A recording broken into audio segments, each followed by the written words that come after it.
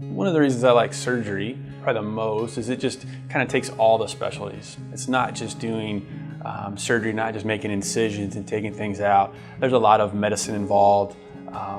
Sometimes we do a lot of surgeries on emergency, so there's kind of knowing all the different specialties. Oncology, we do a lot of cancer surgery, and then of course like orthopedic stuff, a lot like carpentry.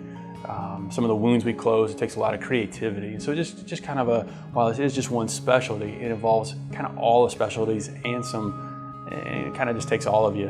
And I find that very interesting. Here at NVS, we have 3 operating rooms. We have a sterile hallway that separates the hospital from those operating rooms. We are all have cap and mask, glove, fully gowned. The patients are fully draped in.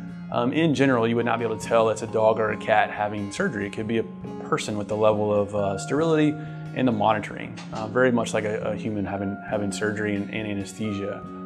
Well, there are so many general procedures out there, but there are a lot of more specialized procedures, and it's not even just about doing the procedures, it's also about knowing when to do the procedures, what the best timing is, what those procedures are specifically or variations of those procedures, how the recovery period should go, and how to deal with the complications. I think there are a lot of those details that we just get through the specialty training and the specialty experience over the years that I think really do help serve the client.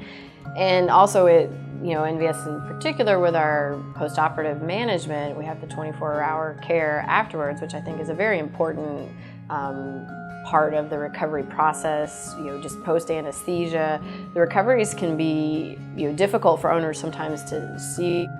So somebody who's a surgeon, they spend the vast majority of their professional career really focused on one thing. And so, there's a skill set that develops out of that.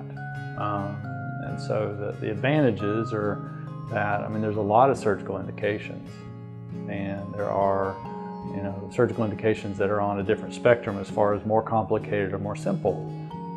I just have stuff that a general practitioner just isn't going to have. Things like MRI, CT, and they're just needed a lot to figure out what's going on when a pet has a neurological problem, and so we have that here. What makes me the happiest day to day is being able to see patients come in that aren't doing well and be able to send them home to their owners doing better than when they came in. So especially dogs that come in that can't walk, walking out the door, dogs that come in, or cats that are in a lot of pain, and seeing them go home and be pain-free.